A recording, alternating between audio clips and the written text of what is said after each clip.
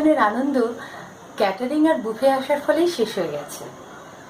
আর একান্নবর্তী পরিবারগুলি ভেঙে যাওয়াতে পরিবারের অনেকে মিলে বসে খাওয়ার দিনও শেষ। আর্থিক অবস্থার থেকেও সামাজিক স্বার্থপরতাই খাওয়া এবং খাওয়ানোর আনন্দটাই কেড়ে নিয়েছে। আমি আজ যে রান্নাটা দেখাবো সেটা পরিবার এবং বন্ধুদের ডেকে একসঙ্গে বসে খেয়ে আসুন না আমরা আবার সেই সামাজিকতাকে ফিরিয়ে আনার চেষ্টা করি। আজকে আমি যে ডিশটা দেখাবো তার নাম চিকেন রেজালা। অনেকে এটাকে হোয়াইট চিকেনও বলে। এটা লার্জ গ্যাদারিং, ব্যাঙ্কুয়েট, বিভিন্ন অনুষ্ঠানে বেশ আইডিয়াল আইটেম। আপনার বাড়ির হোম পার্টিতে এই আইটেমটা আপনি রাখতে পারেন। কড়াই গরম হয়ে গেলে এর মধ্যে ঘি দিয়ে দেব, মাখিয়ে দেব, কিছু কিউমিন সিডস মানে জিরা দিয়ে দেবো, আর বে লিভ, গোটা গরম মশলা, অনিয়ন পেস্ট, আর দেবো জিঞ্জার গার্লিক পেস্ট। এই onion paste, ginger garlic paste এটা ভালো করে একটু ভাজা ভাজা হলে মোটামুটি চিকেনটা দিয়ে দেবো। এই চিকেন আমি অনিয়ন পেস্ট আর সামান্য জিঞ্জার গার্লিক পেস্ট আর টক দই দিয়ে ম্যারিনেট করে রেখেছি। ঘন্টাখানেক মতন ম্যারিনেট করে রাখলেই হবে। এবার দেব পোস্ত আর কাজু একসঙ্গে মিশিয়ে বেটে রেখেছি।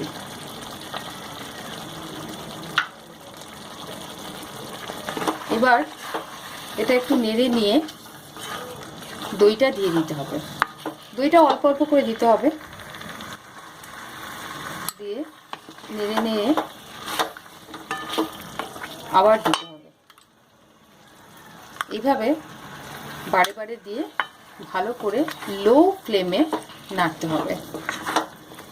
এই 1 কাপ দই এবং তার সাথে 1 বড় চামচ পোস্ত আর কাজু বাটা দিতে হবে। এই মাপটা ঠিক থাকলে তবে এই রেজালার টেস্ট খুব সুন্দর হয়। চপড গ্রিন চিলিজ, সামান্য সুগার, জল দিয়ে ভালো করে নেড়ে ঢেকে দিতে হবে। এবার যতক্ষণ না এটা থেকে তেল বেরিয়ে আসছে উপরে, প্রথমে তেল ভেসে উঠছে, ততক্ষণ পর্যন্ত এটা রান্না হবে। দেখুন কতটা তেল ঘি উপরে ভেসে উঠেছে, তার মানে আমার চিকেন বয়েল হয়ে গেছে। ওকে, লেট মি সি।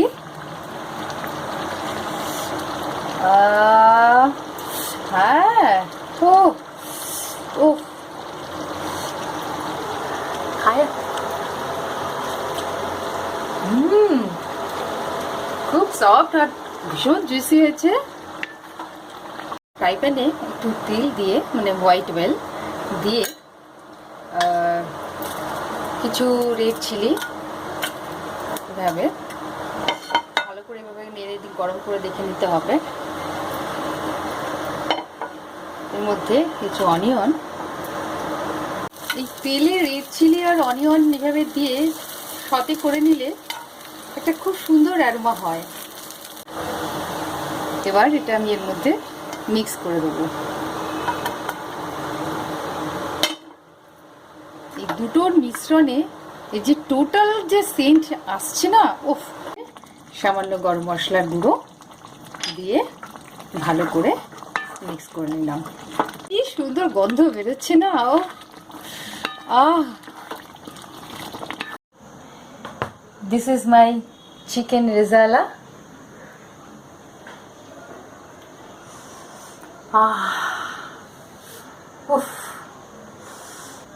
এর উপরে আমি সামান্য স্যাফরন স্টিক দিয়ে নিয়েছি যাতে এটা আরো বেশি এক্সোটিক লাগে।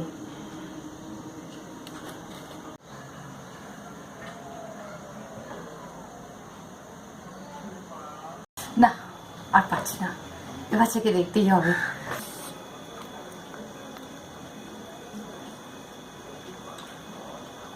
ও ডিলিশিয়াস। এই ডিশটা রুটি, পরোটা